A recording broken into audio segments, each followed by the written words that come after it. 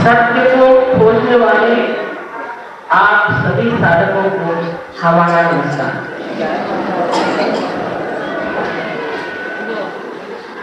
सबसे पहले हमें ये जान लेना चाहिए कि सत्य जहां है वही है,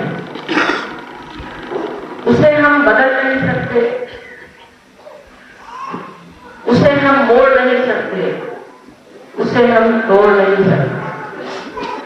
वो था, है और रहेगा। अज्ञानवश हम उसे जानते नहीं, लेकिन हमारे बारे में भी एक बड़ा सत्य है कि हम ये शरीर, बुद्धि, आत्मा के सिवाय और कुछ भी नहीं। जिसे हम शरीर, बुद्धि और अहंकार आदि उपाधियों से जानते हैं, वो आत्मा ही है और आत्मा के बगैर कुछ भी नहीं। ये एक बहुत बड़ा सत्य है जिसे हमें जानना है। दूसरा सत्य है कि ये सारी सृष्टि, चराचर की सृष्टि एक सूक्ष्म शक्ति है, जिसे हम कहेंगे कि परमात्मा की प्रेम की शक्ति है। कोई इसे परम चैतन्य कहता है और कोई इसे परमात्मा की इच्छा शक्ति कहता है। परमात्मा की इच्छा केवल एक ही है कि आप इस शक्ति से संबंधित हो जाएं, आपका योग घटित हो जाए और आप उनके साम्राज्य में आकर के आनंद से रममान। वो पिता परमात्मा, सब पिताओं का पिता, अत्यंत दयालु, अत्यंत प्रेममय, अपने सब बच्चों की राह में। इसलिए ये कहना कि हमें अपने शरीर को यातना देनी है, तकलीफ देनी है, ये पिता के साथ एक तरह की छलना है। कोई भी माँ से जब आप नाराज होते हैं तो आप कहते हैं कि अच्छा तो मैं भूखा रहा, या मैं अपने मुंह पे दो चपेट मार। इससे उस माँ को दुखी होता है, सुख तो होने वाला नहीं। तो सिर्फ एक ही बात को आप समझ लीजिए कि परमात्मा नहीं चाहती कि आप किसी प्रकार का भी दुख भोगे, किसी तरह की यातना भी आप। वो चाहते हैं कि सहज में ही आप उस गति को प्राप्त करें, इसमें आपकी सारी व्यथाएं जो अज्ञान के कारण है वो नष्ट हो करके आप बिना आनंद में रममान हो जाए।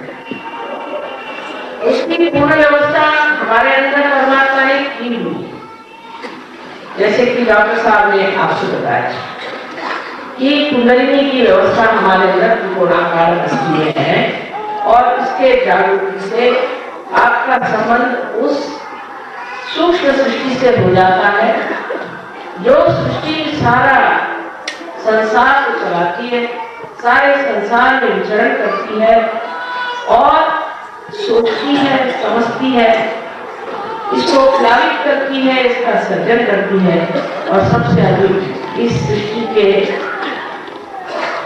अंदर जो सबसे ऊंचा पहुंचा हुआ मनुष्य प्राणी है, उससे अत्यंत प्रेम है।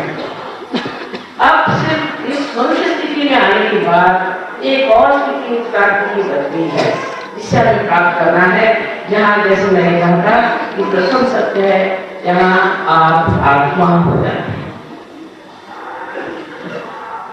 आजकल के जमाने में हर तरह की गलत सलत प्रणालियां चल और इस तरह की भी बातें मैंने सुनी है कि जिसमें लिखा जाता है कि कुंडलिनी का जागरण बड़ा कठिन है और इसमें बहुत यातना है।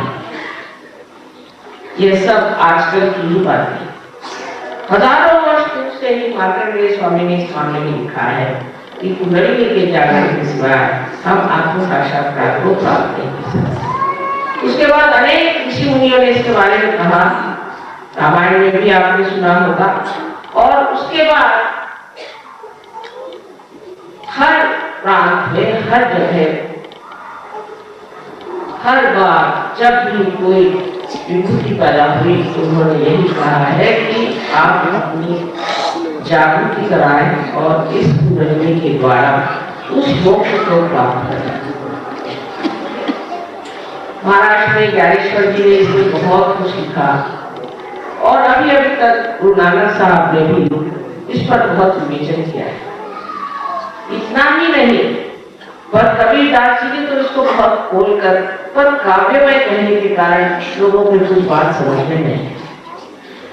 फिर घबरा के वो कहते हैं, कैसे समझाऊं सब जगह अंधा। ये अंधापन है वो ये है कि हम ये नहीं समझते कि जब तक हमारा परमात्मा से संबंध नहीं होता है तब तक हम कोई भी कोशिश करें, कोई भी मेहनत करें तो वहां तक कैसे पहुंचेगा। जैसे कि टेलीफोन है, जब तक आपका टेलीफोन का संबंध किसी और टेलीफोन से नहीं हो तो उसको घुमाने से क्या फायदा। इसीलिए बहुत से लोग मेरे पास आकर कहते हैं, हम तो इतना भगवान को मानते हैं, हमने इतनी पूजा करी, हमने इतने व्रत वैकुंठ करे, हम यहाँ गए वहां गए और हम क्यों ऐसे। सीधी बात है, आपका संबंध नहीं है, ये ब्रह्म संबंध होना। और इसको अनेक लोगों ने विपरीत तरीके से इस्तेमाल किया है और बहुत बुरे ढंग से उन्होंने इस चीज को सामने रखा और कहा कि देखिए इसमें ऐसा काम करने से ब्रह्म संबंध हो जाएगा, ऐसा काम करने से ब्रह्म संबंध हो जाएगा। इतना ही नहीं, परमात्मा के नाम पे लगाम लोगों ने पैसे कर दिए। परमात्मा को पैसा बैंक समझ में नहीं आता, ये तो मनुष्य का संदर्भ है। भगवान को क्या मालूम पैसा क्या चीज है। तो भगवान के नाम पे पैसा देने से फायदा क्या, जिसको समझ ही नहीं आता पैसा क्या चीज। होते रहता है कि क्या मेरा विश्वास था, मैं कहाँ पहुंच गया, ये क्या हो गया, वो तो आपका लेफ्ट साइड में चला जाएगा। और जो मनुष्य की आगे की बात सोचता है, हमेशा भविष्य की बात सोचता है, हर समय ये सोचता है कि मुझे क्या करना चाहिए, मुझे कहाँ जाना चाहिए, प्लानिंग करता है हर समय, वो राइट साइड में चला जाता है। और बीच में आने के लिए उसको कोई मान नहीं। या तो हम पिछला सोचते हैं या अगला सोचते हैं। मानो जैसे जो भी विचार हमारे अंदर एक बार जाता है, फिर दूसरा विचार आता है, हम उसके ऊपर नाचते रहते हैं।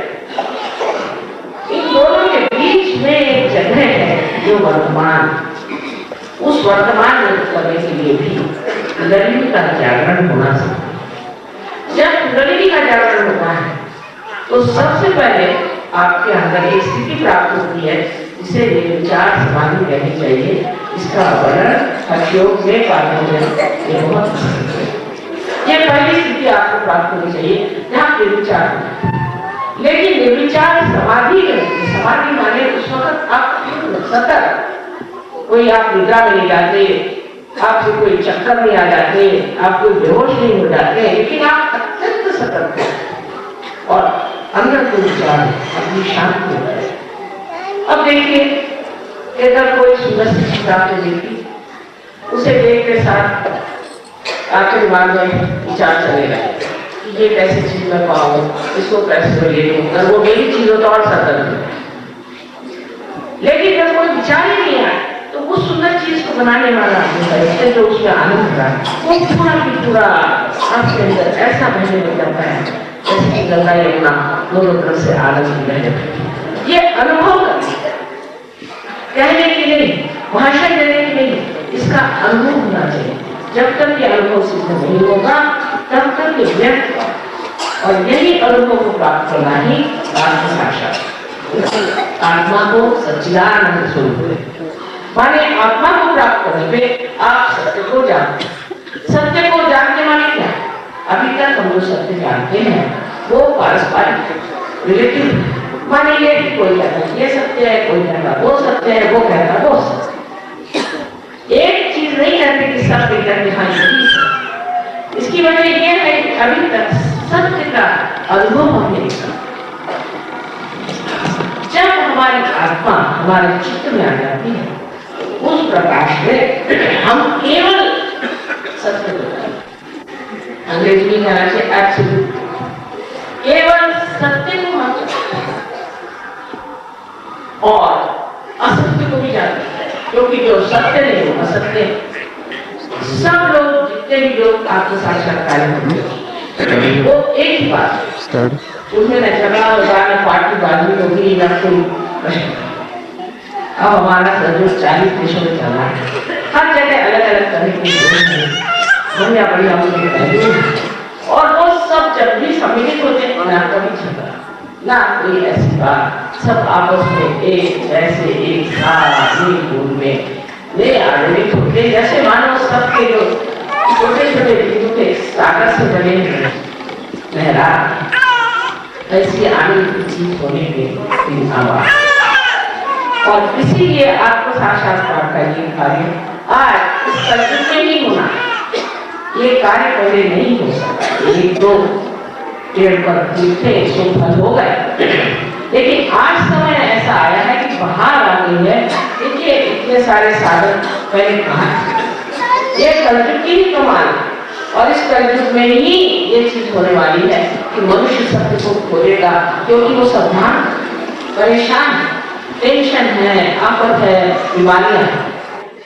फिर वो जब सत्य को सोचता है तो उसका चित्त शुद्ध हो जाता है, आत्मा के प्रकाश से उसका शुद्ध हो जाता है, और इसके कारण उसकी सारी जो शारीरिक व्याधियां हैं और जो व्याधियां हैं सब नष्ट हो जाती, कोई भी प्रकार की व्याधि नहीं रह सकती, और कभी वो भी अधिकतर व्याधियां हो जाती है। आपको मालूम होगा कि में 3 डॉक्टर वो उन्होंने ऐसे बीमारियां ठीक कर ली जो सर्वसाधारण तरीके से नहीं थी, और वो ठीक हो गई। और इस प्रकार लंदन में भी 60 डॉक्टर लोग प्रक्रिया कर रहे हैं, और वो अमेरिकन। अब आपको एक खुशी बात सुना है, कुछ कभी है कि अभी हम ऑस्ट्रेलिया गए थे, तो पर्थ में 2 पेशेंट्स थे बिल्कुल मरने की हालत में आए, एड्स पेशेंट थे, वो 10 मिनट में थे, और 2 दिन बाद फोन आ गया कि वहां बिल्कुल ठीक कर रहे हैं। उसकी भी शुरुआत लोगों ने शराब पीना, व्यसन लेना, ड्रग लेना, एक लाख अपने देश में क्या होता है, और बाहर के लोग बड़े जरूर करते हैं, क्योंकि हम लोगों के सामने बड़े बड़े आदर्श हैं, और हमने देखा श्री राम सीता जी सब बड़े बड़े आदर्श। इसकी वजह से हमारे अंदर उन आदर्शों को प्राप्त करने से करने का विचार न रखते हुए उन आदर्शों की सिर्फ हम कॉपी करते हैं, लेकिन उसको हम पाना नहीं चाहते। और प्रदेश में ये आदर्श कभी नहीं रहे, उनको देखते ही साथ वो एकदम जागरूक हो जाते हैं और एकदम इस चीज को पकड़ लेते हैं। 1 लाख के लोगों ने ड्रग छोड़ दिया, शराब पीना छोड़ दिया, दुनिया भर की गंदी आदतें, और इतने सुंदर हो गए हैं कि जैसे कीचड़ भरे एक सरोवर में कितने धोबी कमल थी। मैं तो पहले कहती थी कि बाबा प्रदेश में तो जाना आप एक खराब वहां पर वाइब्रेशन है, वहां चैतन्य है ही नहीं, आप कहाँ मेरे पति को मैंने चुन के भेजा है। लेकिन मैंने देखा कि वहां कमल की कलियां हैं, और वही कमल खिल गए और सब जगह सुरभित